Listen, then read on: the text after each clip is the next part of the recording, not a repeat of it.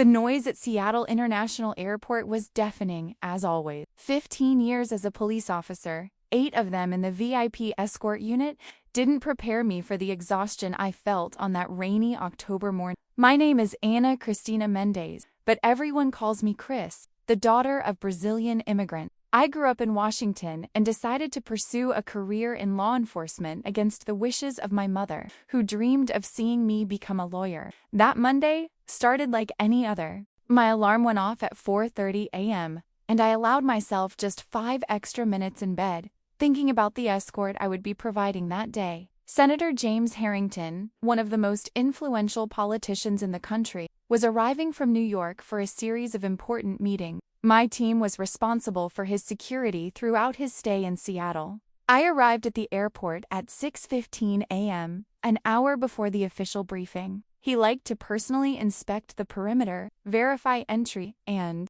exit routes, and confirm checkpoints. She was meticulous like that, which earned me 3 commendations for service excellence in recent years. Captain Reynolds showed up promptly at 7 a.m. for the briefing. I noticed he was avoiding my gaze, which was unusual. Reynolds and I had a good working relationship, despite occasional friction when he tried to micromanage my operation. "Good morning, team," he began, looking at the 6 officers gathered in the airport security room. "Senator, Harrington's flight will land in an hour. We have information that there may be protesters due to his controversial stance on the new infrastructure project." I nodded. I'd already noticed suspicious activity on social media. 2 days earlier, I'd sent a detailed report on potential risk with specific recommendations for strengthening security. "Any changes to the itinerary, sir?" I asked, opening my tablet to update the operational plan. Reynolds cleared his throat uncomfortably. "Yes, Mendez, there's a significant change." I felt a slight unease.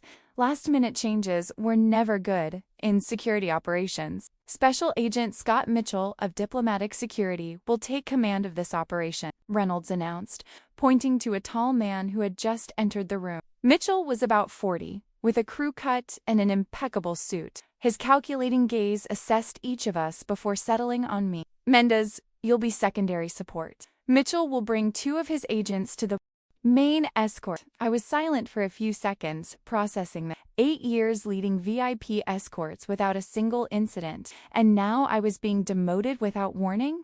"May I ask the reason for the change, Captain?" I kept my tone professional, but I felt my face heat. "Orders from above," Reynolds replied evasively. "The senator personally requested the protection of diplomatic security." Mitchell stepped forward, extending his hand. "Officer Mendez, I've heard great things about your work. I'm sure your experience will be valuable as support." I shook his hand mechanically, realizing he hadn't even read my report on the potential risks.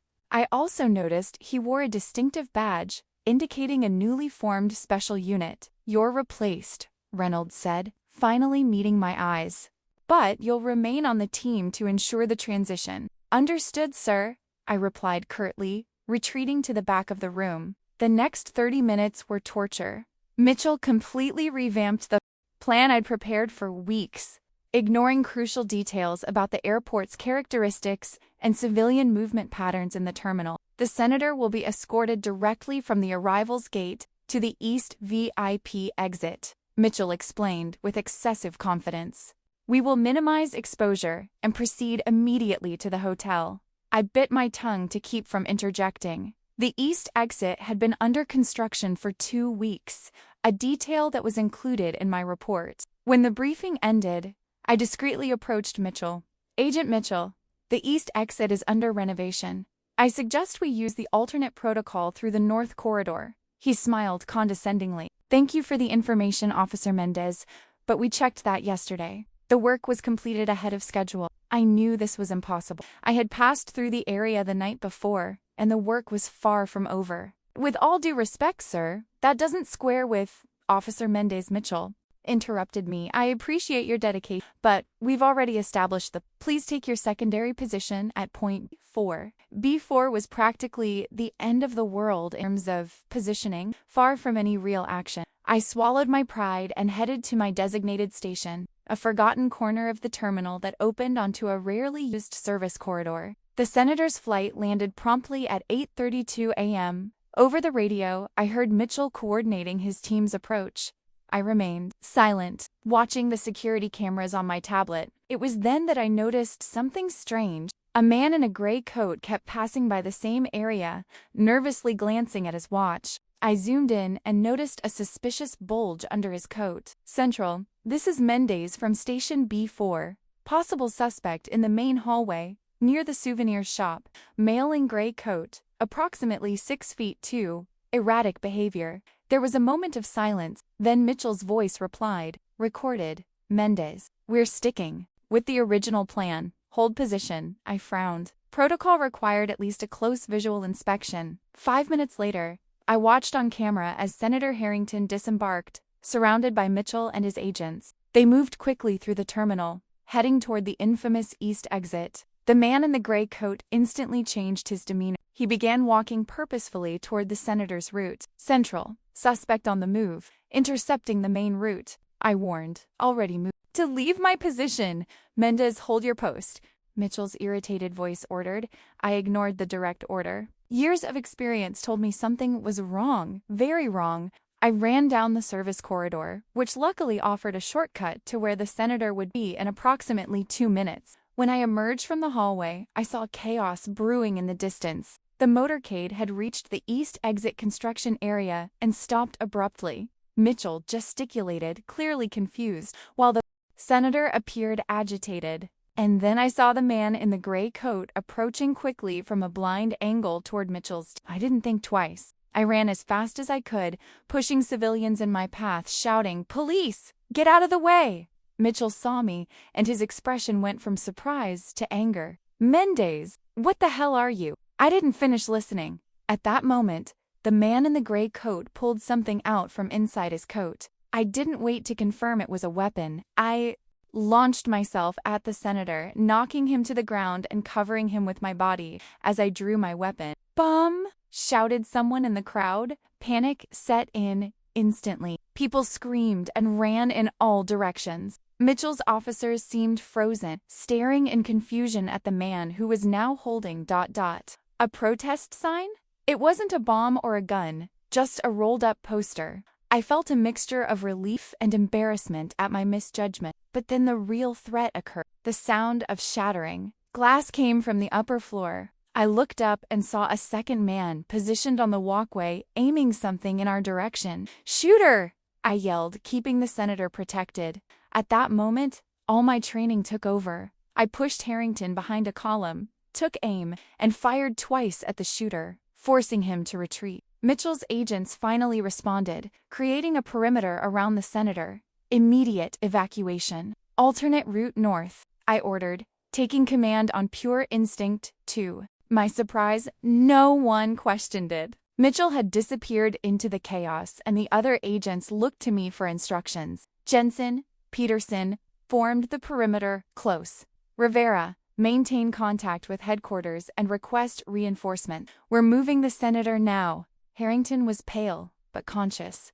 I gripped his arm tightly. "Senator, I'm Officer Mendez. I'm going to get you out of here safely, but I need you to follow my instructions exactly." He nodded, unable to speak. The next 3 minutes were a blur of action. Using the service corridor I knew so well, we managed to evacuate the senator to a secure area where an armored vehicle awaited us. The entire time, I maintained contact with headquarters, providing accurate updates and coordinating the tactical response. When we were finally in the vehicle, heading to safety, Harrington found his voice. "Hugh, you saved my life," he said, still trembling. "Just doing my job, sir," I replied automatically as I checked the outer perimeter through the bulletproof glass. "No," he insisted, grabbing my arm. "You disobeyed orders and took command when everyone else was paralyzed. I want to know your full name." "Officer Ana Cristina Mendez, sir. Seattle VIP Escort Unit." He nodded, recording my Mendez. "I'll remember that."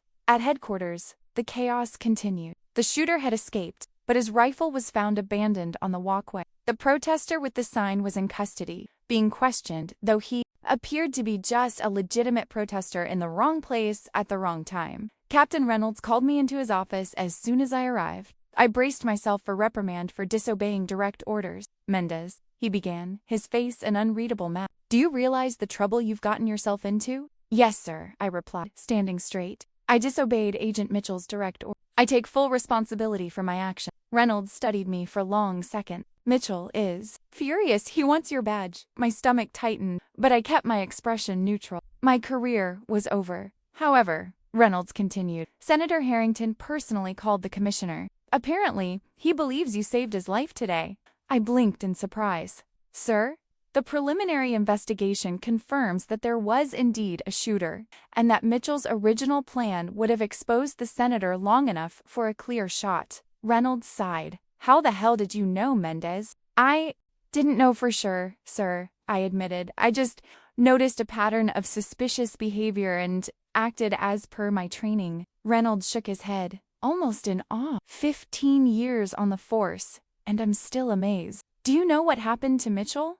No, sir. Vanished in the chaos. Just vanished. Reynolds shuffled through some papers on his desk, and guess what? There's no record of any special agent Scott Mitchell in diplomatic security. I felt a shiver run down my spine. What? Your credentials were fake. Fancy, but fake. Reynolds looked at me gravely. We're dealing with something much bigger than a simple attack, Mendez.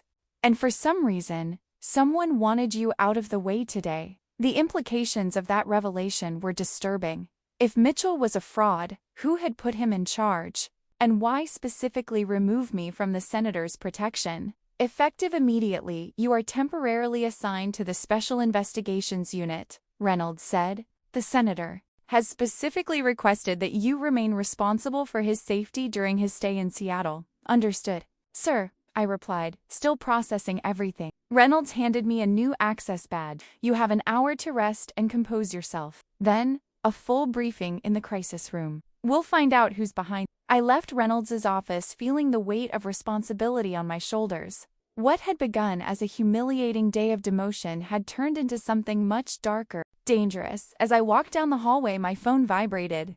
It was a text message from an unknown number. You should be dead. Next time, we won't fail. I stopped, feeling the adrenaline rushing back into my system. The game was just beginning. The next 12 hours were intense. The investigation revealed that Scott Mitchell was actually a mercenary known as Alexander Kozlov, with ties to international extremist groups. His disappearance had been meticulously planned, with an escape route that passed through areas without security cameras. Even more disturbing was the discovery that someone within the department had falsified the documents authorizing his presence. There was a traitor among us. Senator Harrington was staying at the Grand Pacific Hotel with heavy security. I was assigned as his personal bodyguard, something that clearly irritated some of my male colleagues, who considered the assignment too prestigious for a woman. At 10 p.m., I met with Harrington in his presidential suite for a security briefing. Officer Mendez, he greeted me cordially. Please come in. The suite was luxurious, with panoramic views of Seattle Bay. Harrington had traded his formal suit for more casual clothes, but he maintained his characteristic imposing posture. Senator, we need to review tomorrow's itinerary and discuss some security concerns. I began, professional as ever. Harrington studied me for a moment. Before we do that, Mendez, I want to better understand what happened today. How did you know something was wrong? I hesitated. Police instinct, sir. I noticed inconsistent behavior and deviations from protocol. No, it's more than that, he insisted. I read your service record. 3 decorations, 0 incidents in 8 years of VIP escort. You're exceptionally good at what you do. Thank you, sir. And yet, someone went to the trouble of orchestrating an elaborate operation to remove you from my protection today. Harrington walked to the window, watching. The city lights. Why? It was the question that tormented me. I don't know, sir, but I intend to find out. He turned to me. Do you know why I'm in Seattle, Officer Mendez? For a series of political meetings, I'm told. Harrington smiled slightly. That's what my official itinerary says. The truth is more complicated. He hesitated, as if weighing how much to reveal. I'm here to meet with informants about a corruption case involving high-ranking figures in both the government and the private sector. I kept my expression neutral, but my mind raced. This changed everything. I believe today's attack is directly related to these investigations. Harrington, and something tells me that your removal from my protection was no coincidence. Do you think I'm a target too? I asked. I think you're a variable they can't control, Harrington replied. And that scares them. Before I could respond, my radio crackled. Mendez, this is Cortez. We have suspicious activity in the lobby. 2 unidentified men attempted to access the private elevator. Understood, I replied quickly. Hold position and request backup. I'm moving the senator down to safe point B. What's going on? Harrington asked, alarmed. Possible threat in the lobby, sir. We need to move you to a secure location. I quickly led Harrington out of the suite, not through the main hallway, but through a service exit I'd identified during my previous inspection. We descended a rarely used staircase to the basement. Where are we going? Harrington asked, remaining surprisingly calm. Evacuation vehicle in underground parking, sir. Emergency protocol. As we descended, I continued to receive radio updates. The situation in the lobby had escalated. The suspects had drawn weapons and were engaged in a confrontation with security. We arrived at the underground parking garage, where an armored car and a trusted driver were waiting for us. I opened the back door for the senator when I noticed movement in my peripheral vision. Down! I yelled, shoving Harrington behind a concrete pillar, just as gunshots echoed through the parking lot. I drew my gun and returned fire, forcing the shooter to take cover.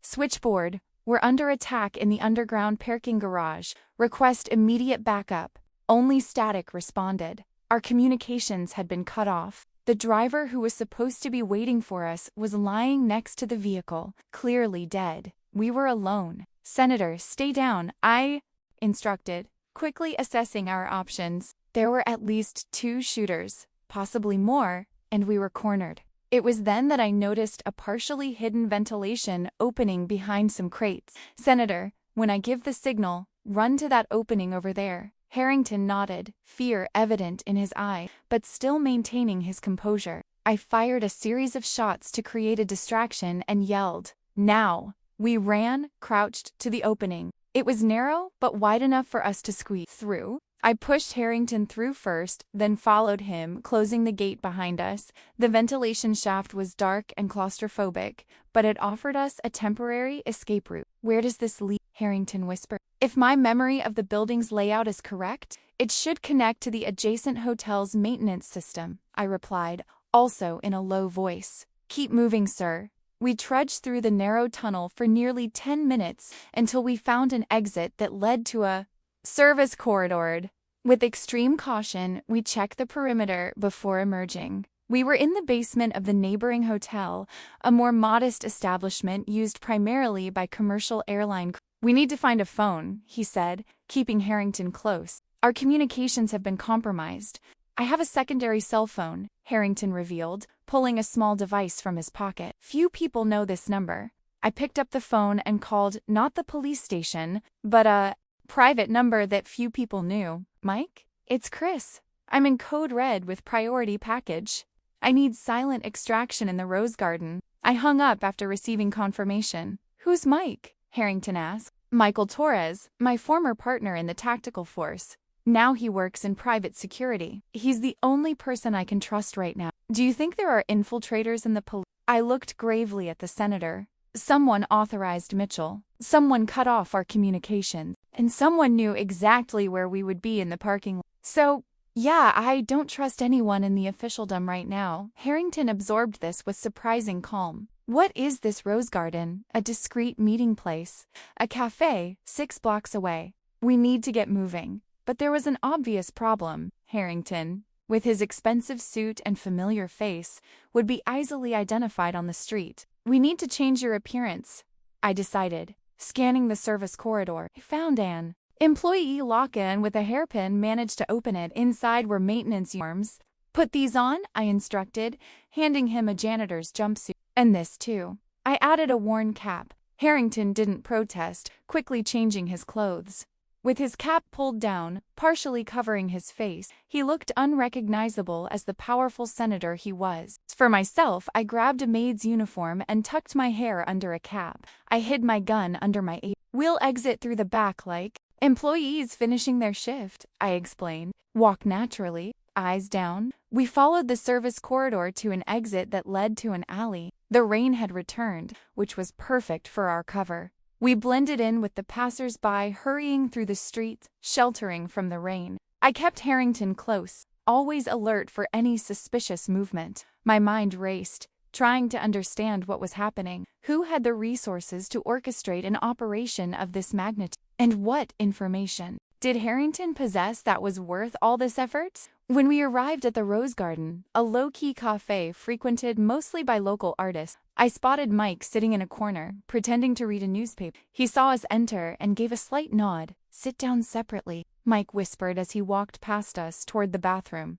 I complied, guiding Harrington to a table while I sat at a nearby one. Mike returned a few minutes later and sat with me. "Situation?" he asked discreetly. "Code Black. Attempted assassination, compromised communications, possible infiltration of the department." Mike whistled softly. "You always get yourself into interesting trouble, Chris." "Not by choice," I replied. "I need a safe place and a clear channel for communication. I have the perfect place. A client keeps a secure apartment in the industrial district. No one knows about it except me and the owner, who is in Japan. How long until we can leave?" Mike checked his watch. "My car's around back. We can go right now." I gave Harrington a discreet signal and he calmly got up and headed to the bathroom. From there was an exit to the back of the establishment. We all met in the alley, where an ordinary car, without anything to draw attention to, was parked. "Senator Harrington, this is Michael Torres," I introduced quickly. "I trust him with my life." Mike looked surprised for a moment when he recognized Harrington, but maintained his professionalism. "It's an honor to meet you, sir.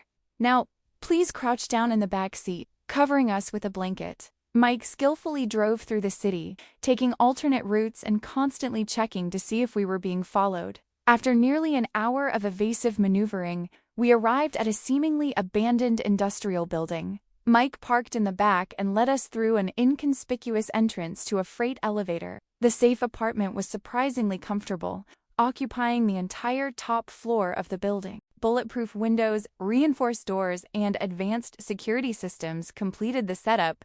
"We're safe here," Mike assured, disabling the alarm. "The building has its own generator, independent water system, and multiple escape routes." Harrington collapsed onto a couch, the tension finally showing his tired face. "Thank you both. I owe you my life." "It's not over yet, sir," I replied, checking my gun. "We need to understand what's going on and who's behind it." Mike brought a special laptop, connected to a secure network. "What do you need, Chris?" "Access to the police database without leaving a trace, and contact with someone we can trust within the department." While Mike worked on the computer, I turned to Harrington. "Senator, I need you to tell me exactly what information you have that would justify an operation of this magnitude to eliminate." Harrington studied me for long seconds, as if deciding whether he could trust me completely. Finally, he nodded. "I have evidence of a money laundering scheme involving Project Artemis." Project Artemis, the largest defense contract of the last decade, worth billions of dollars.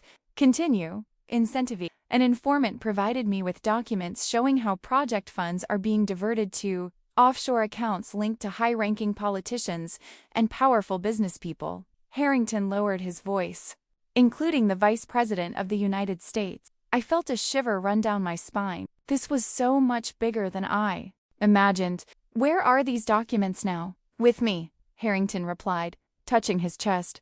"Subcutaneous chip implanted 3 days ago. Contains all encrypted data. The access key is with my chief of staff in Washington. It was an extreme measure, but I understood the need. Information of this caliber required extraordinary protection. That explains why they want to eliminate him," "But it doesn't explain why they tried to remove me, specifically." "Maybe you're the only truly incorruptible person they've ever encountered," Mike suggested, without taking his eyes off the computer screen. "Or maybe—" I hesitated, a disturbing idea forming in my mind. "Maybe I know something I don't even realize I know." Harrington leaned forward, interested. "Like what?" I closed my eyes, forcing my memory to revisit the past few months. Cases, faces, seemingly insignificant details. 3 weeks ago, I provided security for a confidential meeting between Department of Defense executives and representatives from future tech industry. The prime contractor for Project Artemis, Harrington confirmed. Exactly. During the meeting, I had to accompany one of the executives, Brandon Reed, to the bathroom. On the way, he received a call that left him visibly upset. I remember him saying something like, "The Orion package must be protected at all costs." Orion ... quotes Harrington murmured. "That wasn't in the documents I received. That might not mean anything," I admitted. "But if it's a part of the scheme your informant didn't know about ... Bingo," Mike exclaimed suddenly. "I found something about Scott Mitchell, or rather, Alexander Coase." It was interrupted, mid-narrative. "I'll continue the police officer's story from where it left off." "Bingo!" Mike exclaimed suddenly. "I found something about Scott Mitchell, or rather, Alexander Kozlov." Mike turned the computer screen so we could see. On the screen was an international criminal record with a photo of the man who had impersonated Mitchell, Alexander Kozlov, former Spetsnaz, later freelance mercenary with ties to several paramilitary organizations. Mike read, "Specialist in infiltration and elimination of high-value target. A professional killer." I translated for Harrington. "But the most interesting thing," Mike continued, scrolling down the screen, "is that his last known movements connect him to a group called Nexus." "Nexus?" I asked, not recognizing the name. "A private security company that works exclusively for ... Mike paused dramatically. "Future tech industry." Harrington and I exchanged glances. A connection was forming. "Brandon Reed," I murmured. "The future tech executive. He must be involved in this." "I'll check," Mike said, returning to his frantic typing. As Mike researched, my brain raced. "Senator, who else knows about your visit to Seattle in these documents?" "Only my chief of staff, Amanda Chun, and 2 FBI agents I trust implicitly," Harrington replied. "Not even my wife knows the real reason for the trip. And when did you find out you were going to be escorted by Mitchell instead of me?" Harrington frowned. "Actually, I never requested a change in my escort. When I arrived at the Seattle airport, I was surprised to see a new agent waiting for me, but I assumed it was a local department decision." This confirmed my suspicions. Someone had fabricated a fake application using the senator's name. "One more thing about Kozlov," Mike announced. "His last known entry into the U.S. was 3 weeks ago, using a false identity. And guess where he was staying? In the same hotel as the future tech executives I suggested." "Exactly. The Olympian Palace." The pieces were falling into place, but something still nagged at me. "Why try to replace me instead of simply eliminating me?" "Because you're a local hero, Chris," Mike replied. "Your death would raise a lot of questions, bring a lot of attention. They needed you alive, but out of the way, and yet you noticed something wrong and intervened," Harrington observed in awe, "completely ruining their plan." I glanced at the clock. "Almost midnight. We need a plan. If Kozlov is working for future tech, and they know we've failed, they'll come after us with everything they have." "I found something about Reed," Mike interrupted. "He has a meeting scheduled for tomorrow morning at Future Tech's Seattle office. This is our chance," I decided. "If we can capture Reed and get him to confess, we'll have the connection we need to expose the whole scheme." "Are you suggesting kidnapping a high-ranking executive?" Harrington asked, alarmed. "No," I corrected. "I'm suggesting formal citizenship using your authority as a federal senator. Technically, it's not an arrest, just a forced invitation for clarification." Mike laughed. "I always knew there was a criminal inside you, Chris." I ignored the comment. "We'll need equipment, safe transportation, and a place for interrogation." "I can arrange all that," Mike said. "But we'll need bait." "I'll be the bait," I declared, already formulating a plan. "No way," Harrington protested. "You've risked your life for me enough times. With all due respect, sir, it's non-negotiable. I'm the only one who can approach without arousing immediate suspicion." I turned to Mike. "I need you to keep the senator safe while I'm away, and I need communications equipment that can't be tracked or intercepted." Mike nodded, though reluctantly. "I have some modified military devices. They'll work." I spent the next 2 hours detailing the plan. It was risky, but it was our best option. By the time we finished, Harrington was visibly exhausted. "Senator, you should get some rest," I suggested. "Tomorrow will be a decisive day." Harrington nodded. "You're right. But first, I want to say something." He looked me in the eye. Your courage today, was extraordinary. Few would have the integrity to act as you did. I just did my job, sir, I replied, uncomfortable with the praise. No, he insisted. It was more than that. If we survive all of this, I want you to know that you have a bright future ahead of you. Mike showed the senator to one of the apartment's bedrooms, leaving me alone with my thoughts. I took the opportunity to double-check my gun and mentally review the plan for the next day. My phone vibrated. Another text from the unknown number. We know where you are. Game over. I felt a chill. There was no way they could have tracked us here, unless... I ran to the room where Mike was setting up. We need to get out now. They've found us. I had barely finished speaking when we heard the sound of the freight elevator rising. How? Asked Mike, already in combat mode, drawing his gun. The senator's phone, I replied. It must have a tracker. Harrington looked horrified. But it's my secondary phone. Only 3 people have that number. And one of them betrayed us. Escape route B. Mike! Mike nodded, running to a panel in the wall that revealed a hidden fire escape. This way. Take it to the adjacent building. I pushed Harrington toward the stairs while Mike grabbed a backpack with essential gear. I stayed behind, positioning myself to provide cover. Chris, come on! Mike yelled. Go ahead. I'll cover you and catch up.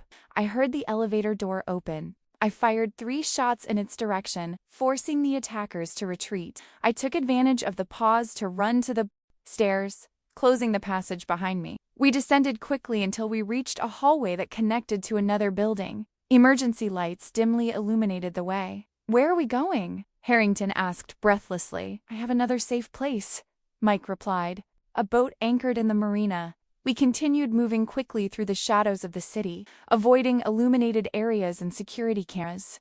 The rain was now falling heavily, creating a natural curtain for our escape. We arrived at the marina around 2 a.m. Mike's boat was a small, understated but functional yacht. It's not much, but it has everything we need, Mike explained, helping us aboard. Inside the cabin, Mike revealed a small arsenal of weapons and tactical gear. Pick whatever you need. If they found us once, they can do it again. I selected a new gun and a bulletproof vest.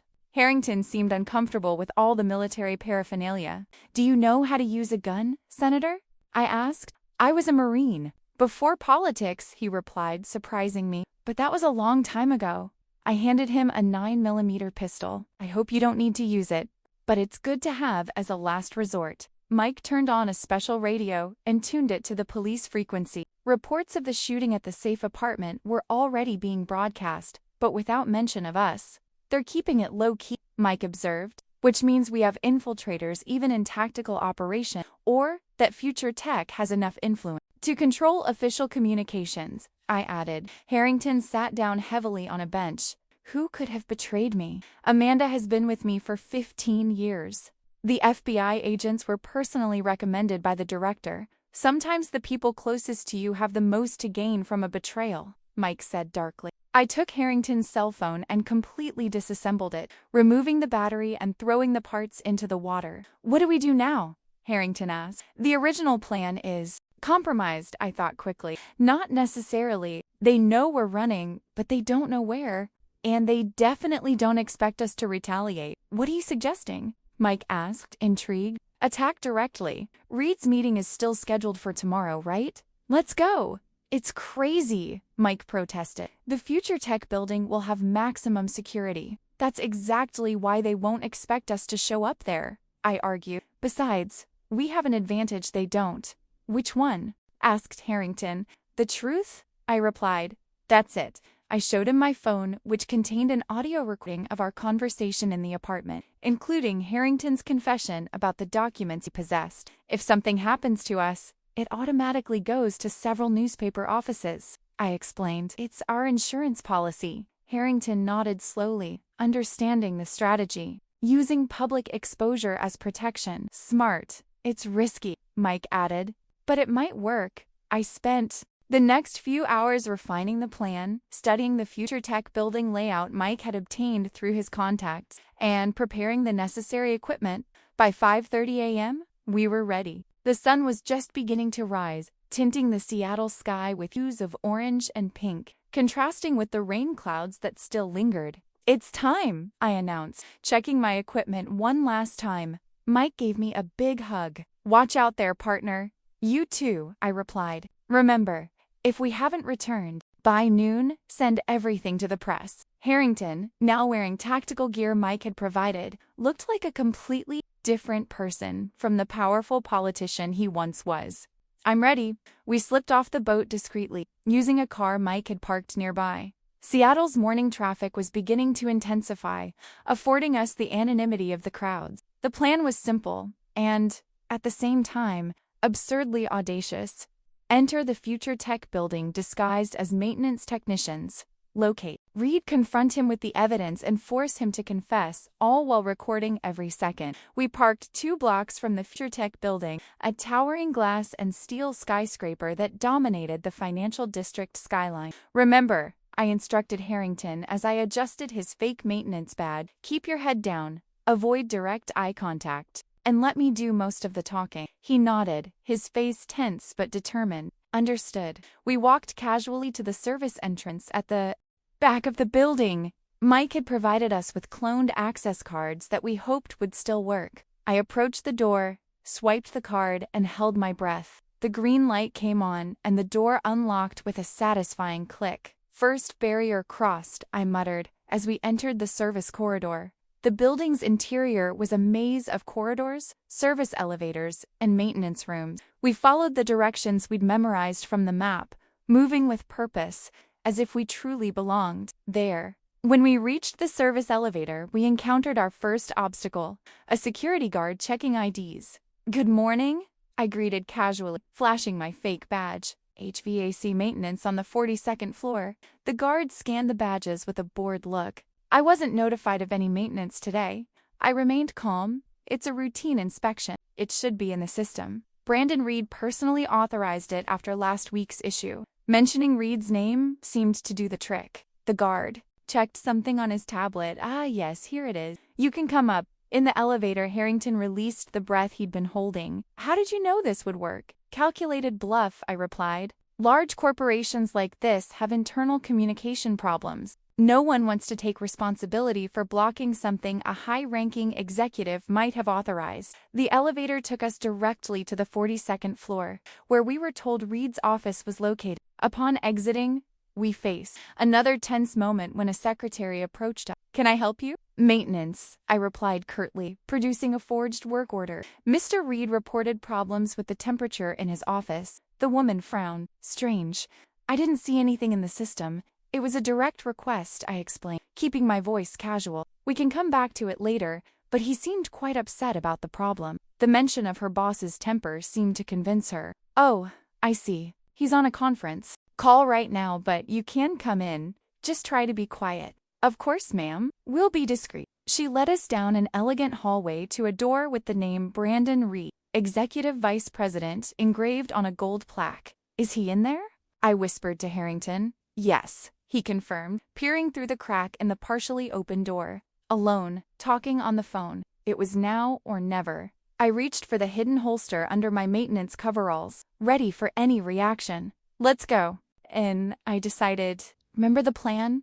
We entered the office without knocking. Reed, a man in his 50s with graying hair and an impeccable suit, glared at us irritably, covering his phone with his hand. Who the hell are you guys? I'm in the middle of an important call. I closed the door behind us and locked it. The sound of the lock clicking made Reed realize something was wrong. I'll call you back, he said into the phone, hanging up. What does this mean? Who are you? I removed my disguise, revealing my bulletproof vest and gun. I'm Officer Ana Cristina Mendez, Mr. Reed, and I believe we have much to discuss regarding Project Artemis and the Orion package. Reed's face paled visibly. His eyes widened as he recognized Harrington, who had also removed disguise. Senator Harrington?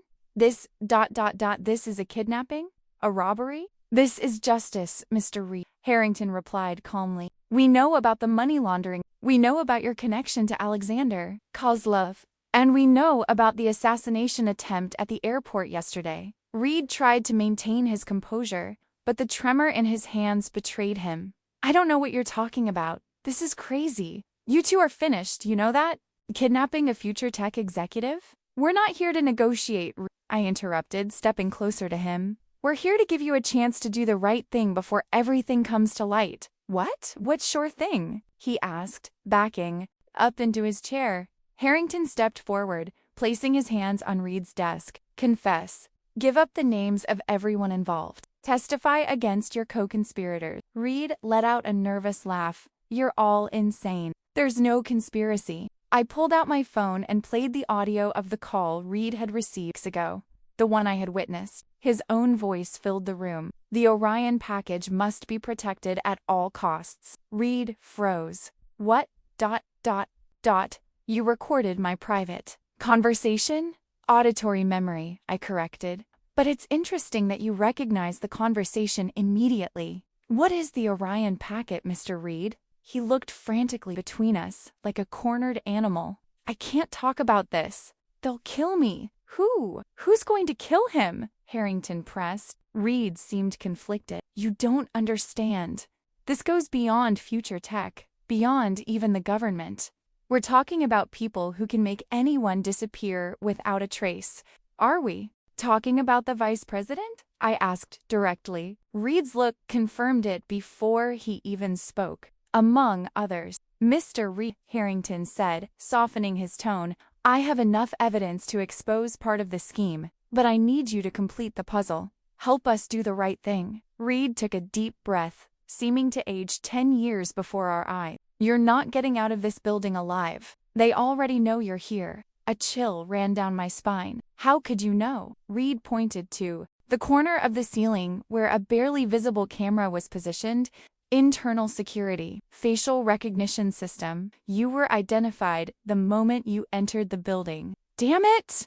How had we missed this? We needed to get out of there immediately. We'll take him with us, I decided, pointing my gun at. Stand up slowly. There's no way out, Reed said, a resigned smile forming on his lips. Maybe there's a way you can survive this. How?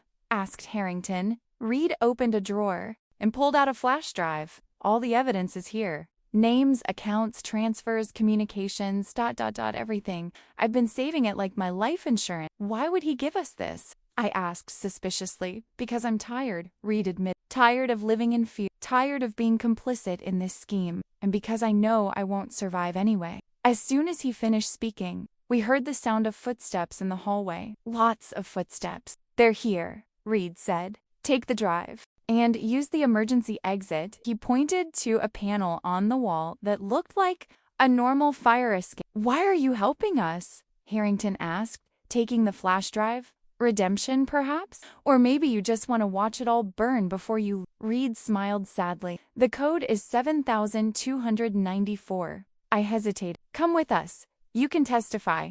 Reed shook his head.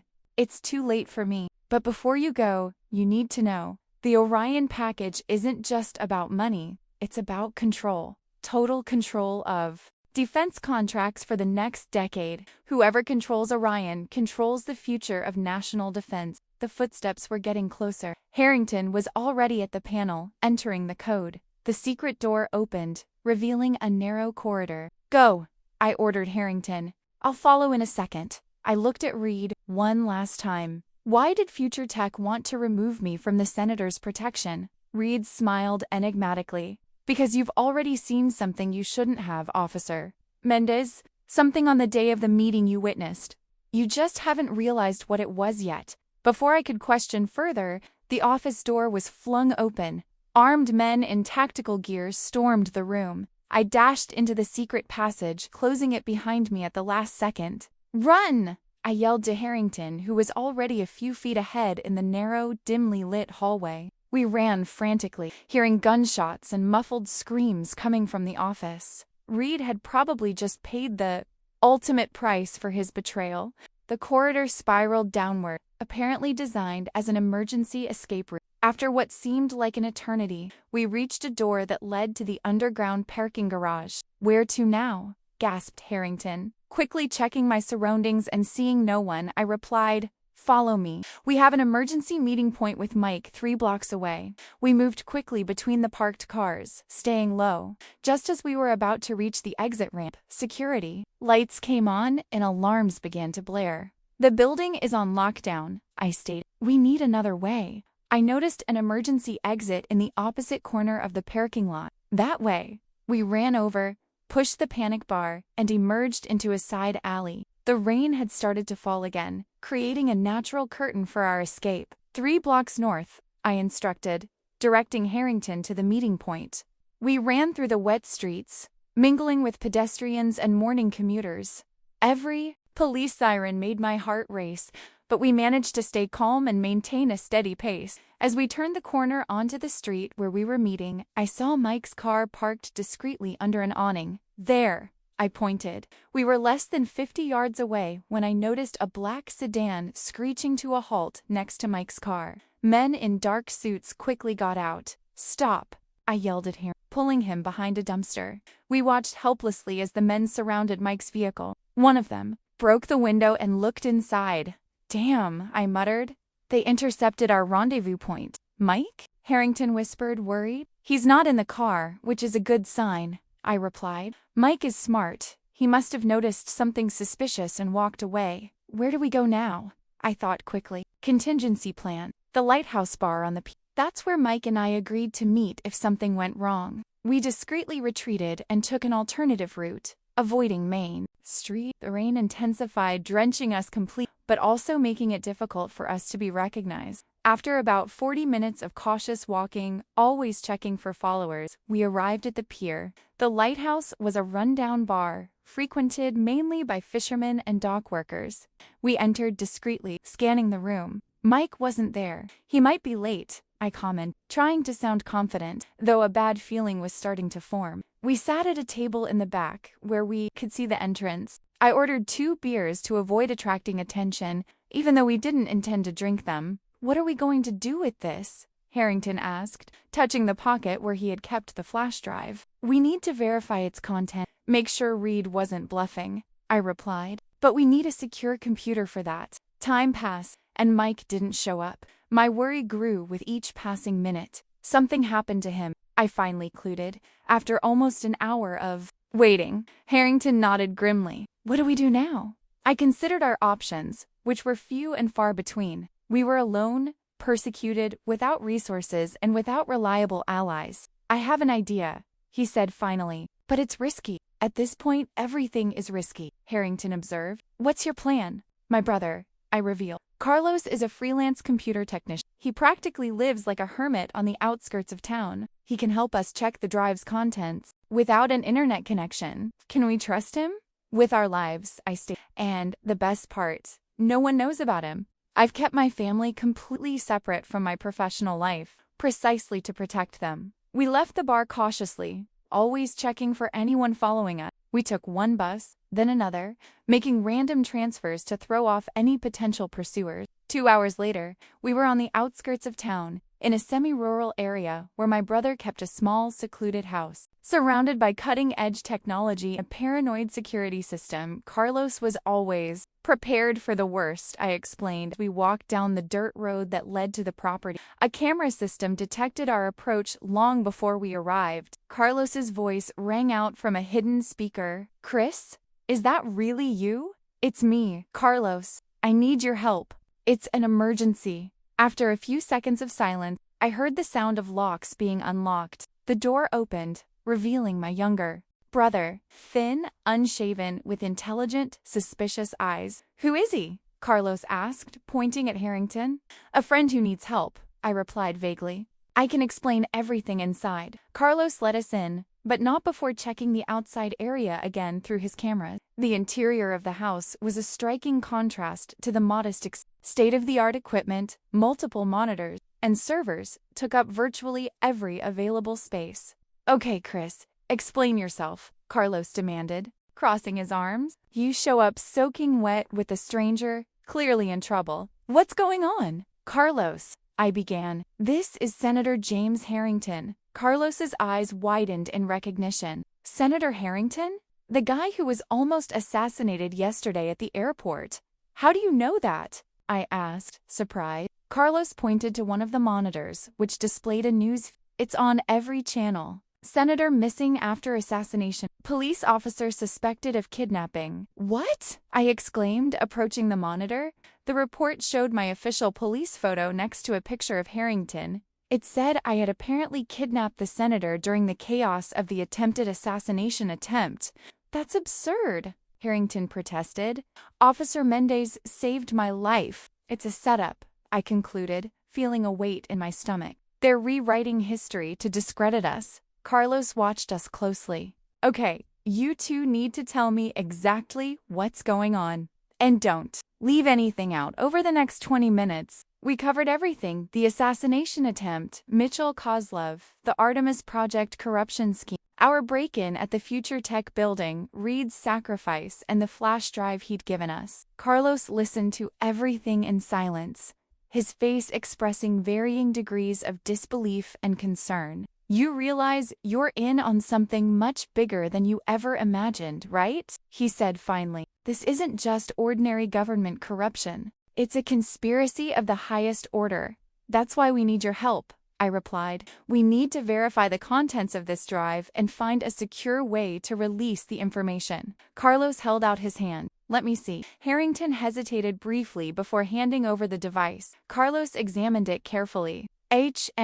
Drive encrypted with military-grade security, he murmured. We'll need the password. Reed didn't give us any password, I lamented. He mentioned something about the Orion package, Harrington recalled. He said it wasn't just about money, it was about control. Carlos began typing on one of his keyboards. I'll try a few combinations, but without the correct password, we could lose everything. Some of these systems have self-destruct protocols after multiple incorrect attempts. Try Orion 7294, I suggested, remembering the code Reed had used to open the secret passage. Carlos entered the combination. The screen remained locked. It didn't work. What if it's simpler? Harrington suggested.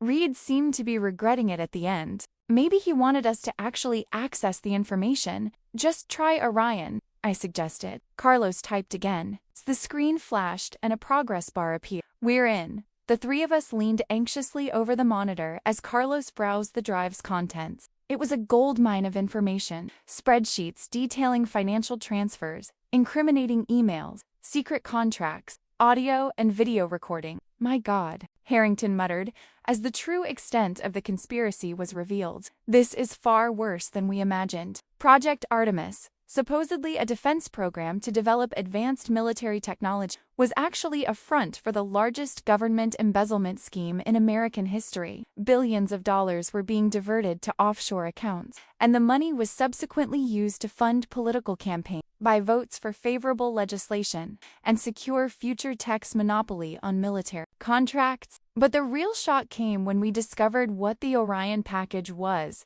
a surveillance and control system, disguised as defense infrastructure, that would allow the group behind the conspiracy to access confidential data from citizens, companies, and even government agencies. This isn't just corruption, Carlos said, his voice shaking. It's an attempted silent coup, total control under the guise of national security. And look who's behind it. Harrington pointed to a list of names. On the screen, the vice president, 3 senators, the secretary of defense, CEOs of the largest corporations in the country, ... and my captain, I added, my chest tightening as I saw Reynolds's name on the operations assets list.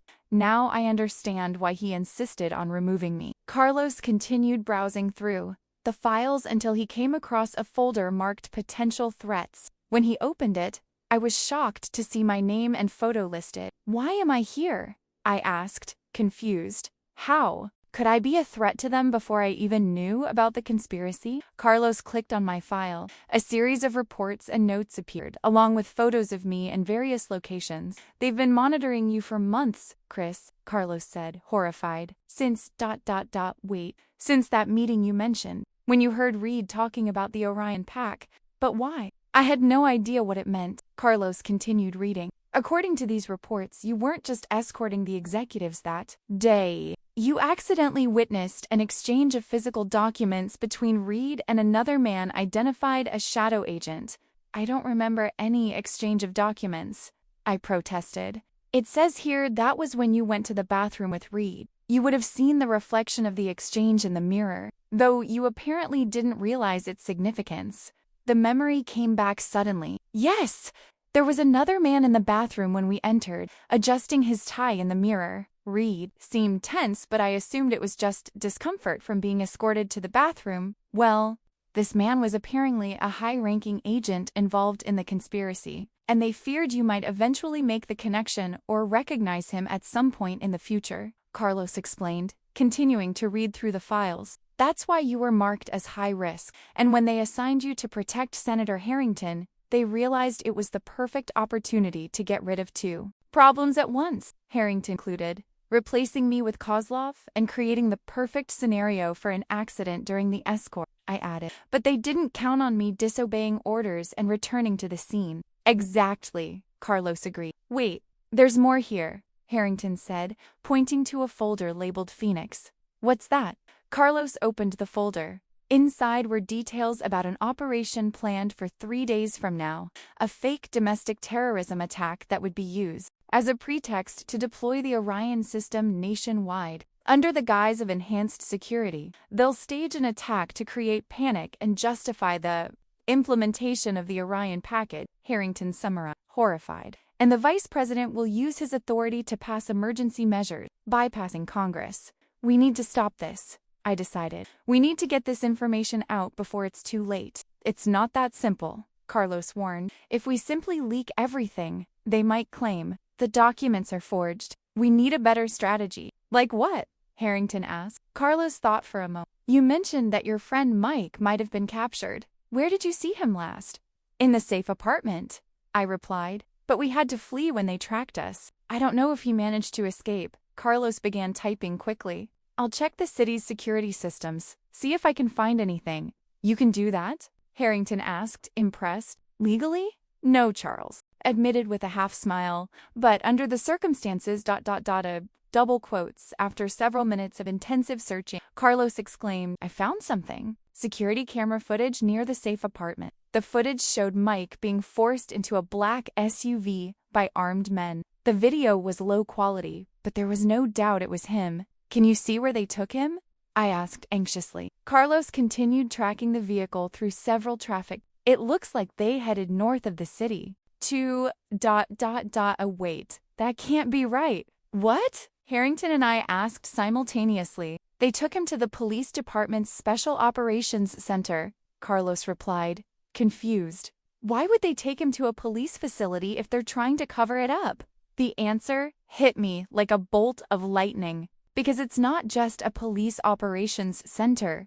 It's also the headquarters of the National Security Joint Task Force in the region. The perfect place for an off-the-books interrogation. Mike is in danger, Harrington concluded, and probably being tortured into revealing our whereabouts. I added darkly. We need to rescue him, Harrington decided.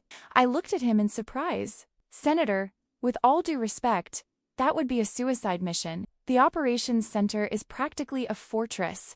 That's exactly why they won't suspect, he argued. Besides, we can't abandon someone who risked everything to protect us. He was right, of course. I couldn't leave Mike behind. Not after everything he'd done for us. Okay, but we'll need a really good plan, Carlos interjected. Before you start planning a heavily armed invasion of a government building, we have another problem to solve. He pointed to the computers, where a live feed showed the chief of police giving a press conference. Double quotes, Officer Ana Cristina Mendez is considered armed and extremely dangerous, it said. We believe she may be suffering from post-traumatic stress disorder after the airport incident, which led her to kidnap Senator Harrington. We urge anyone with information about her whereabouts to contact authorities immediately. Do not attempt to approach her directly. This is ridiculous, I exclaimed indignantly. They're painting me as some kind of out-of-control cop who's gone crazy. It's a smart move, Carlos observed. If you appear in public, you'll be immediately detained. If the senator appears and contradicts the story, they'll say he's under duress or Stockholm Syndrome. You're effectively neutralized.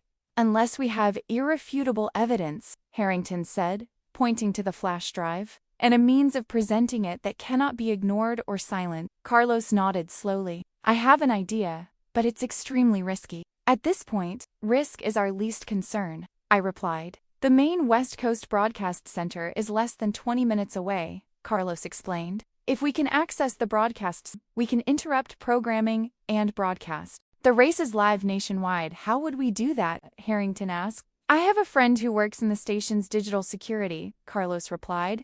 Dave owes me some favors. Do you trust him with something of this magnitude? Dave is paranoid about government corruption. If we explain the situation, he will help. I considered the plan. It was risky, but also our best chance to expose the conspiracy before it was too late. What about Mike? I asked, reluctant to abandon him. Once the broadcast airs, they can't keep it, Harrington argued. It would be an admission of guilt. Unless they decide to eliminate him to cut ties, I countered. Carlos thought for a moment. What if we split forces? I can coordinate the raid on the station with the senator, while you try to rescue Mike. This is crazy, I protested. The senator needs protection. I'm a former Marine, remember? Harrington smiled. I can manage for a few hours. We debated the plan for a while longer, refining details and contingencies. In the end, we agreed on a split approach. Harrington and Carlos would go to the TV station with the evidence, while I would try to rescue Mike. I have something that might help you, Carlos said, standing and walking to a locked cabinet in the corner of the room. After entering a combination, he opened the door, revealing a small makeshift arsenal. Carlos! I exclaimed, surprised. What is all this? Let's just say my paranoia eventually proves useful, he replied, selecting a few items. Here, a lightweight bulletproof vest, a directional listening device, a radio decoder to intercept police communications, and my masterpiece, a portable EMP device.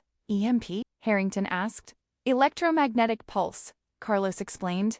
Temporarily disables all electronic systems within a 50-meter radius, enough to create confusion and take down security cameras. I examined the device, impressed. This is probably illegal on several levels. As I said, useful. Paranoia, Carlos smiled. I also have some tactical gear that should fit you, and for the senator, well, something less flashy. We exchanged our wet clothes for dry ones, suitable for our respective missions. As I dressed, I couldn't help but think about how everything had changed in less than 48 hours. From a simple VIP escort to a national conspiracy, from respected officer to fugitive. When I returned to the main room, Harrington and Carlos were poring over maps of the TV station and the operations center. Ideally, both operations should happen simultaneously, Carlos explained. If the transmission begins, the resulting confusion could facilitate Prax extraction. How long do you need to get into the station and start transmitting? I asked. With Dave's help, about 15 minutes to set everything up, Carlos replied, +5 to bypass the transmission protection. Then we need to synchronize our actions for approximately an hour from now, I decided, checking my watch. It was 3:27 p.m. I'll make my move at exactly 4:30 p.m. and we'll start broadcasting at the same time. Harrington agreed. Carlos finished packing some backpacks with equipment. Are you sure about this? There's no turning back once we start. I exchanged a look with Harrington. We both nodded. Let's do this, I stated. We parted ways in Carlos's backyard. Before leaving, Harrington briefly held my hand. Officer Mendez, he said formally, it has been an honor to serve by your side. The honor was mine, Senator, I replied with a slight smile. Try not to die. You too. With a final wave to my brother, I set off toward the operations center, driving an old Jeep Carlos kept as a backup vehicle. The drive would take approximately 25 minutes, leaving me plenty of time to reconnoiter the perimeter before making my move. The Special Operations Center was a nondescript, unmarked building located in an industrial area north of the city. To the general public, it was just another unimportant government building. To those in the know, it was one of the most secure and potentially dangerous locations in Seattle. I parked 2 blocks away and observed the building through binoculars. Security was visible, but not overt. 2 guards at the main entrance, cameras in strategic positions, and the occasional perimeter patrol. The real security, I knew, was inside. I consulted the map Carlos had given me. There was a service entrance in the back, used primarily for deliveries. If I could create a distraction in the front, maybe I could get in that way. At 4:15 p.m., I began approaching, keeping to the shadows. The EMP device was safely tucked away in my pocket, and I carried only my service weapon and a Swiss Army knife. Carlos had suggested heavier weaponry, but I declined. I didn't want to kill anyone, just rescue Mike. At 4:25 p.m., I strategically positioned myself near the service entrance. Using the radio decoder, I intercepted security communication. Perimeter clear. Alpha team returning to position. Roger Alpha. Bravo team initiating East Patrol. Perfect. The patrol had just passed the service entrance and wouldn't return for at least 10 minutes. This was my chance. At 4:29 p.m., I made a quick decision. Instead of creating a diversion, I decided to use the element of surprise. I activated the EMP device and ran toward the service door. The effect was immediate. The outside lights flickered and went out. The security cameras went dead. Even the radios went momentarily silent. Taking advantage of the confusion, I swiped my police access card on the door reader. To my surprise and relief, it worked. Apparently, my access hadn't yet been revoked in the system. I quickly entered, finding myself in a dimly lit service corridor. Emergency lights powered by independent batteries provided minimal illumination. I heard alarmed voices coming from the main area, indicating that the security team was confused by the power outage. All units, we have a power outage in the southern sector. Possible EMP investigate and report. I moved silently down the hallway, relying on my memory of the building's layout. If Mike was being held for interrogation, he was likely in the basement, where the enhanced interview rooms were located, a euphemism for windowless, soundproof interrogation cells. I found the service stairwell and descended, avoiding the elevators, which would be inoperative after the EMP. 2 floors below, I came across a reinforced security door. The card reader was dead due to the pulse, but the backup mechanical lock was operational. I used my lock-picking skills, a technique I learned unofficially during my tactical training, and managed to open the door after a few tense seconds. The hallway beyond was cold and sterile, with several metal doors along both sides. Without the cameras working, I had a few minutes before security noticed the intrusion. I heard voices coming from one of the rooms. I approached silently and used the listening device to listen through the door. Double quotes, ... for the last time. "Where is the senator?" a deep, impatient voice asked. "I already told you I don't know," replied a voice I immediately recognized as Mike. His voice was hoarse, suggesting the interrogation wasn't being gentle. "You're testing my patience, Torres. We know you helped them escape. No one is coming to save you. Your only chance is to cooperate." "Screw you," Mike replied. I heard the sound of a blow and a muffled groan. I had no more time. I took a few steps back, drew my gun, and in one swift movement, kicked the door open. Inside the room, I found Mike tied to a chair, his face bloodied, and 2 men in suits, one of them with his fist still raised for another blow. "Police! Hands up!" I ordered, though the irony of the situation was not lost on me. The men turned in surprise. The closest one tried to draw a gun, but I was faster. I fired, hitting him in the shoulder. He fell back, screaming in pain. The second man slowly raised his hands.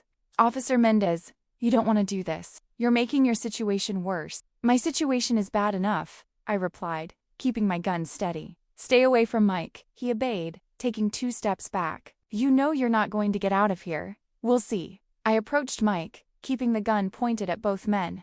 "Are you okay?" I've been better," he replied with a weak smile. "Took you long enough, huh?" "Traffic," I joked, cutting the restraints that bound him to the chair with my pocket knife. "Can you walk?" "I think so," he replied, getting to his feet with difficulty. "Mendez, be reasonable." The standing man tried again. "This building is full of agents.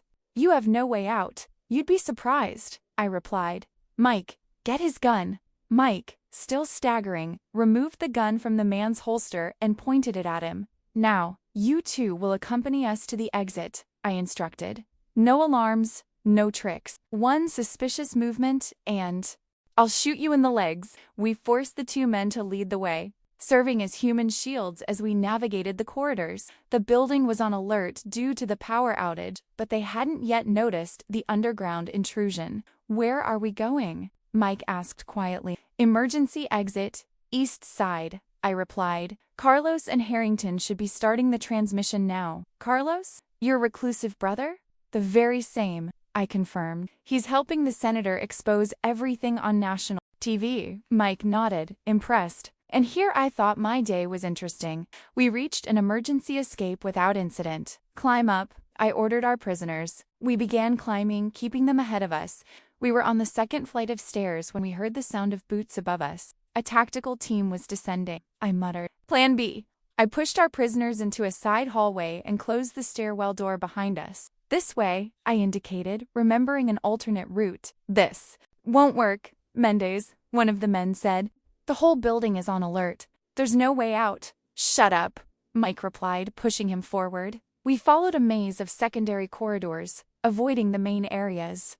The building was large and complex, specifically designed to disorient intruders. But I had studied its blueprints years ago as part of my tactical training and had a rough idea of where we were. After a few tense minutes, we arrived at a door marked electrical maintenance. I opened it and found exactly what I expected. A ventilation shaft large enough for one person. Both of you on the floor, face down, I ordered the prisoners. When they complied, I took their ties and used them to tie their wrists behind their backs. They're going to get you, one of them said, anger evident in his voice. You have no idea what you've unleashed. Actually, I do, I replied. The Orion package, Project Artemis, Operation Phoenix. I know everything. For the first time, I saw genuine fear in his eyes. Mike, this way, I called, removing the duct grate. This will take us to the main ventilation system and then outside. Officially, the worst day of my life, Mike grumbled as he crawled into the narrow shaft. I followed close behind, replacing the grate to buy a few extra minutes. The shaft was cramped and uncomfortable, but large enough for us to move through, albeit slowly. How did you know where to find me? Mike asked as we walked along. Carlos hacked the city's security. Cameras? I explained. We saw them taking you here. Harrington didn't want to abandon you. The senator is quite a guy, Mike commented. Is the evidence they got real? More than we could ever imagine, I replied. A conspiracy at the highest level, including Reynolds. The captain? Seriously? Mike looked genuinely shocked. I thought he was clean. Me too, I admitted, feeling the sting of betrayal again. We continued moving through the ventilation system. After what seemed like an eternity, we saw natural light coming through a grate. We had reached an external exit. Just then, we heard alarm sirens sounding throughout the building. Looks like they discovered our little escape, Mike observed. Or ...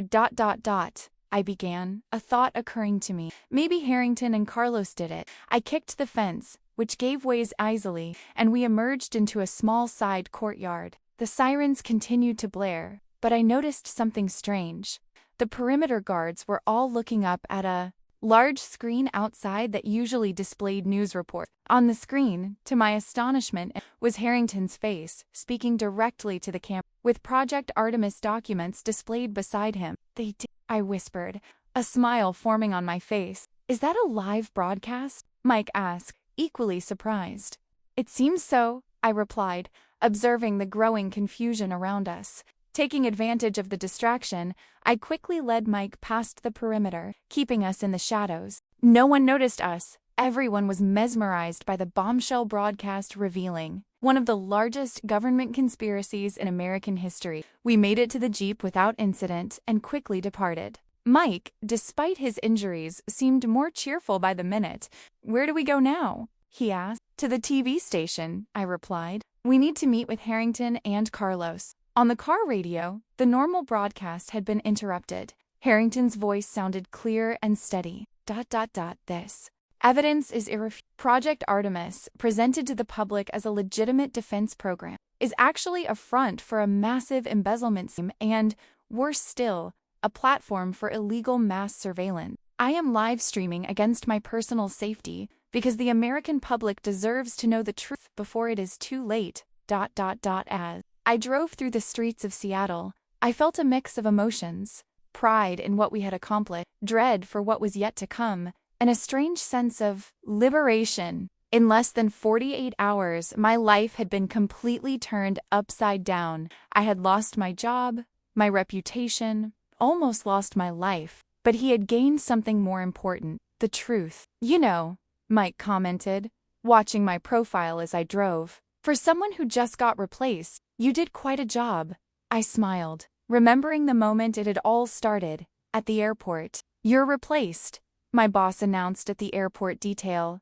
Seconds later, the VIP panicked, and I instinctively took over. Some replacements don't go as planned, I replied, speeding toward the TV station, where the next chapter of this story was just beginning. When we arrived at the television station, chaos reigned. Police cars and news vehicles surrounded the building, while onlookers gathered nearby, watching the external monitors that continued to broadcast Harrington's revelation. I parked the Jeep a safe distance away and surveyed the situation. How are we going to get in? Mike asked. My phone vibrated an unknown number.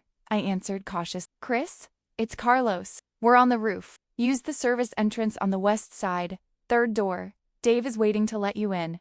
Understood. Mike is with me. Great. Come quickly. Things are heating up here. Following Carlos's instructions, we skirted the perimeter, avoiding the cameras and police officers. At the designated entrance, a thin man with a technician's badge was waiting for us, looking nervously around. Dave? I asked quietly. Nodded quickly. Hurry up. The feds are coming. We followed Dave through service corridors to a freight elevator that took us to the roof. There, we found Harrington and Carlos operating a makeshift broadcast station connected directly to the station's main system. Chris! Exclaimed Carlos when he saw us. You did it! And you too, I replied, gesturing to the monitors showing the... Is the whole country watching this? The whole country and then some, Carlos confirmed with a smile. We've bypassed the signal jamming and are broadcasting to all affiliated networks. Harrington, who was speaking directly to the camera, paused to wave at us. He then continued his methodical presentation of the evidence, explaining every document, every bank transfer, every incriminating email. We did it, I murmured, a sense of accomplishment washing over me. It's not over yet, Mike warned, pointing to the sky. A helicopter was approaching. We have company. How much longer do we need? I asked Carlos. We've already transmitted the essentials, he replied. The evidence is being duplicated on secure servers across the country. You can't keep this quiet any longer. The helicopter hovered over the building, and a magnified voice rang out. Attention! This is the FBI. The building is surrounded. Surrender peacefully. We exchanged glances. They're bluffing, Mike said. If they were really the FBI, they would have broken in already. I agree, Harrington said, turning away from the camera. They're probably future tech guys or they're allies in the government. The real feds are still trying to figure out what's going on. Anyway, we got what we came for, I stated. It's time to leave. Dave pointed to an outside fire escape. That way. It leads to a back alley. So I have a vehicle waiting. As we prepared to leave, Harrington made one final statement to the camera. American citizens, the broadcast is coming to an end, but the truth will remain. This evidence will be shared with various news organizations and civic watchdog groups. Don't let them suppress what you saw today. And remember, a nation's true security comes from transparency, not surveillance. With those words, he ended the transmission. We quickly disconnected the essential equipment to take with us and destroyed the rest to leave no trace. Where do we go now? Mike asked as we hurried down the outside stairs. We have a contingency plan, Carlos replied. A private plane is waiting for us at a small private airport. It will fly us out of the country until the dust settles. Out of the country, I repeated, surprised. Only temporarily, Harrington, until we can return and testify on the record, under proper protection. I have allies in Congress who will ensure our safety once they fully process what we revealed today. We reached the vehicle, a discreet van with tinted windows. Dave took the wheel, while the rest of us settled into the back seat. Ready? He asked. I looked out the window at the night sky of Seattle, the city I had sworn to protect, and which I was now leaving behind, if only temporarily. I was abandoning everything, my home, my career, my identity. But she had gained something more important, purpose. In just 2 days, she had gone from being an ordinary escort officer to a central figure in exposing a conspiracy that threatened the very foundations of American democracy. I'm ready, I finally replied. Dave started the engine and we drove silently into the night, leaving behind the chaos of the TV station, the helicopters, the siren. Harrington gently placed his hand on my shoulder. Officer Mendez, he said with genuine admiration, your courage and integrity saved not only my life, but potentially our nation. I will never forget what you did. Aina, I corrected with a slight smile. I guess after all this, you can call me Aina. As the van hurtled down the highway toward our uncertain destination, I reflected on the irony of it all. You're replaced, Reynolds had told me that morning at the airport, little imagining that those words would set off a chain reaction that would change the course of American history. Sometimes, you have to be replaced to find your true place. Looking out the window at the fading city lights, I knew that, whatever the future held, I had made a difference. And that, in the end, was all I ever wanted as a police officer. The road ahead was uncertain, but for the first time in days, I felt hope. The truth was out in the open, and now all that remained was to ensure justice was served, and I would be there to see it happen.